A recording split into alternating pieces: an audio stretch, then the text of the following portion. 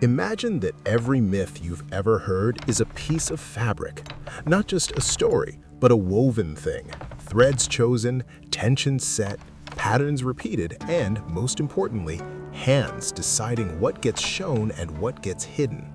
Today we're stepping into Greek mythology through that lens. Not the hero with a sword at center stage, but the weaver at the loom, turning catastrophe, desire, and survival into an image that can't easily be denied. In this retelling tradition, women don't simply appear in myths as prizes or victims or footnotes. They become the frame, the voice, and sometimes the sharpest critique. Think of it like this.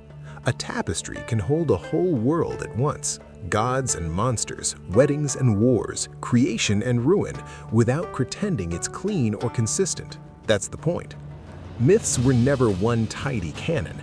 They're a living network of variations, and each version chooses its camera angle. Our angle today begins with craft, because in the ancient imagination, weaving wasn't a hobby, it was infrastructure. It was economy, identity, and time itself made visible. And that's why text and textile feel like siblings. When a storyteller says, "Let me spin you a tale," it's not an accident, it's the ghost of the loom. So let's walk through a few mythic threads in this woven view, quick scenes that show how power, violence, and meaning get stitched together. First, creation. In many tellings, the universe begins as a kind of confusion, raw matter, rival forces, no stable form. But in a woven retelling, creation is also an act of design, separating, ordering, giving edges to chaos. Not because the cosmos becomes gentle, it doesn't, but because pattern becomes possible. And once there's pattern, there's also the possibility of reading. Now shift to a darker thread, the way myths often treat women's bodies as terrain where gods prove their power. The official versions sometimes glide past that. A woven version doesn't. It keeps the scene in frame, not as shock, but as accounting. When a god arrives as a storm, an animal, or a sudden fate, the myth is asking who gets to consent, who gets to tell the story afterward. In these retellings, the answer is often the one who can still make meaning after everything is taken away. That's where the loom becomes more than domestic labor, it becomes a tool of testimony. One of the most striking examples is the story of a woman silenced, literally, who finds a way to speak through pattern.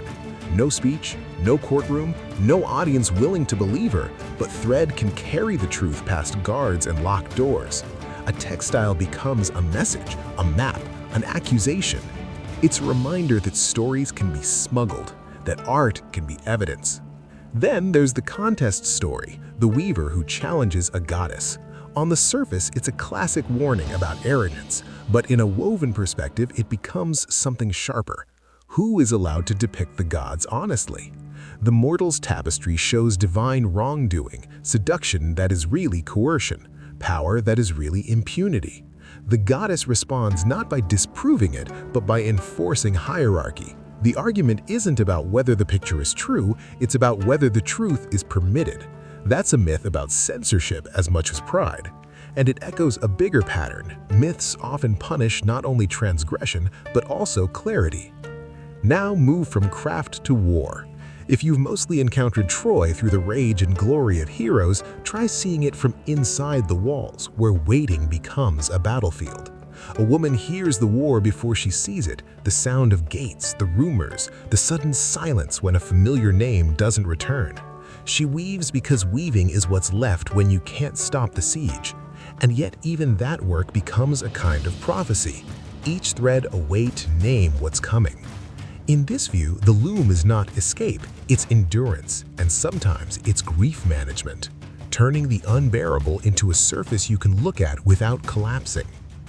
Another thread, enchantment. A witch on an island doesn't just do magic, she controls transformation, turning men into animals, fear into obedience, hunger into a trap. But a woven retelling makes the scene more psychological than cartoonish. Transformation becomes a question. What does power reveal about someone's true form? Are the men changed against their nature or into it? And what does it mean that the witch sings while she works? A calm craft rhythm inside a story about domination. The loom keeps humming even when the world becomes monstrous. Finally, the long wait. The wife who holds a household together for years while the world tells her to move on. In the hero's epic, her patience becomes a virtue. In a woven retelling, it's also strategy. Delaying is not weakness, it's tactical intelligence under constraints. Every day she weaves a promise. Every night she unweaves it, not because she can't decide, but because she refuses to let other people decide for her. The myth turns on a detail only she would know, something built into the house itself, a secret of wood and joinery that acts like a password. And when that password is spoken, it's not romance that wins, it's recognition, proof, control over the narrative. So what do we do with all this? If myths are fabrics, then reading them is learning to see seams. Where did the thread come from? Who cut it? Who benefits from the final image? A woven retelling doesn't fix Greek myth, it doesn't sanitize it, and it doesn't pretend there's one correct version. It does something more useful. It makes the act of storytelling visible. It reminds us that myths are not just tales about gods and heroes, they're arguments about power. And when women hold the loom, the argument changes shape. If you aren't, in the next video we can pick one weaver voice, Arachne or Penelope or Circe, and trace a single tapestry all the way through, scene by scene, like reading a myth in thread rather than ink.